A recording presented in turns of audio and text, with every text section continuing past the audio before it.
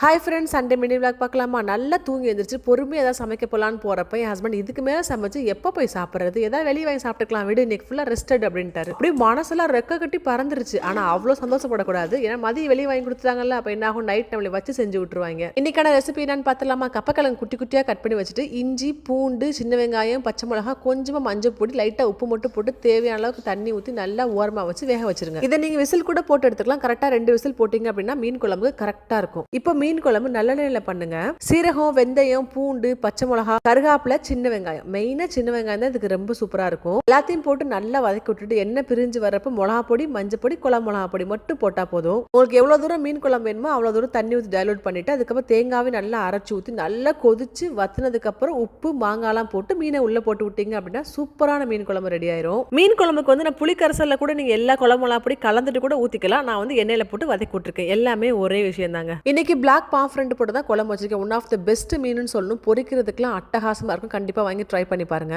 இப்ப கப்பக்கிழங்கு வந்து தாளிக்க போறோம். கட்டாயம் வந்து தேங்காய் எண்ணெயில தாளிச்சுக்கோங்க. கடுகு, கருகாப்பிலை, காஞ்ச மிளகா, பூண்டு, இஞ்சி இதெல்லாம் போடணும். இஞ்சி வந்து அங்கங்க கடிப்படும் போது சூப்பரா இருக்கும் டேஸ்ட். மஸ்ட் சின்ன வெங்காயம் போட்டுக்கோங்க. நிறைய சின்ன வெங்காயம் போட்டு தாளிச்சு கொட்டினீங்க அப்படின்னா நல்ல மணமா இருக்கும். அதுக்கப்புறம் 2 கைப்பிடி அளவுக்கு தேங்காய் பூ போட்டு நல்லா பெரட்டி விட்டுக்கோங்க. செம்ம சூப்பரா உங்க கப்பை ரெடி ஆயிடுச்சு. இவ்வளவு செஞ்சாச்சுல மத்தி மீன் கட்டாயம் பொரிக்கணுமா கேட்டா கட்டாயம் பொரிச்சே ஆகணும். அப்பதான் காம்பினேஷன் கரெக்டா இருக்கும்ட்டாங்க. அட போங்கடா சொல்லிட்டு அதே மசாலா போட்டு பொரிச்சு விட்டாச்சு. கப்பையும் மீன் குழம்பு செய்றீங்க அப்படின்னா லஞ்சில் செஞ்சு ட்ரை பண்ணி பாருங்க. பிகாஸ் டின்னர்ல செஞ்சீங்க அப்படின்னா கொஞ்சம் ஹெவியா இருக்க மாதிரி ஃபீலா இருக்கும். கட்டாயம் ஒன் டைம் ட்ரை பண்ணி பாருங்க. செம்மையான காம்பினேஷனா இருக்கும். அப்படியே வாங்கிக்கோங்க.